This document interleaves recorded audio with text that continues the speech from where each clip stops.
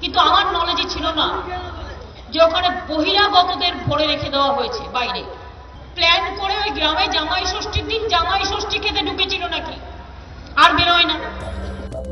মুখ্যমন্ত্রী বলেছিলেন বিক্ষোভের সময় কামদুনিতে বহিরাগতরা ঢুকেছিল, আর বৃহস্পতিবার কামদুনিতে সেই বহিরাগতদের নিয়েই মিছিল করার অভিযোগ উঠল তৃণমূলের বিরুদ্ধে। বেলা 12:10, কামদুনি মোড়ে তখন দাঁড়িয়ে সারি সারি বাস গাড়ি। নেমে এলেন তৃণমূল মহিলা কংগ্রেসের নেত্রী কর্মীরা। কামদুনি মোড় থেকে শুরু হলো মৌন মিছিল। গলায় প্ল্যাকার্ড ঝুলিয়ে কামদুনি গ্রাম হয়ে মিছিল পৌঁছলো কামদুনি স্কুল মাঠে। কিন্তু যারা মিছিল করলেন তাদের অনেকেই সংবাদ শিরোনামে উঠে আসা কামদুনির নামটুকুও জানেন না। কোথেকে আসছেন?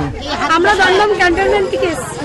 বললাম এটা কোন জায়গাটা, কোথায় যাবে, কি হবে না হবে আমরা কিচ্ছু জানি না। কামদুনিতে মিছিল করতে জেলার বিভিন্ন জায়গা থেকে লোক জড়ো করল তৃণমূল। বিরোধীরা নয়, জানালেন খোদ এক তৃণমূল নেত্রী।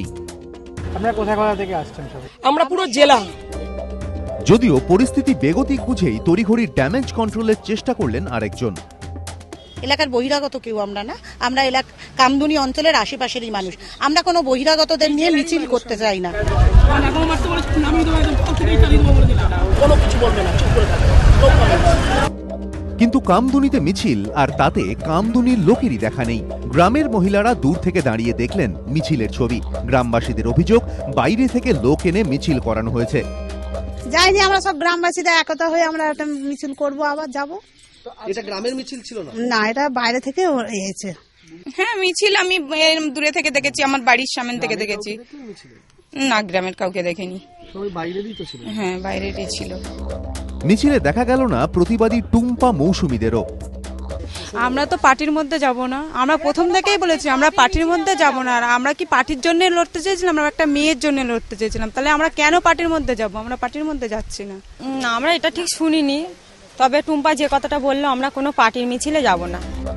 মিছিলের পর নিগৃহীতার পরিবারের সঙ্গে দেখা করলেন তৃণমূল মহিলা কংগ্রেসের নেত্রীরা। কিন্তু পরিবারের দাবি, তারাই মিছিলের কথা জানতো না।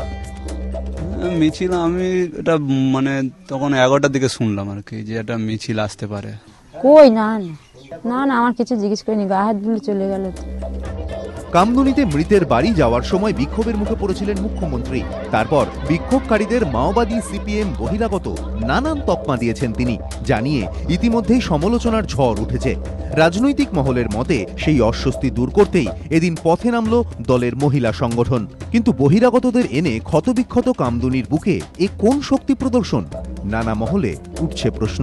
রাজর্ষি দত্তগুপ্ত, সঞ্চয়ন মিত্র, রঞ্জিত সাউ, এবিপি আনন্দ।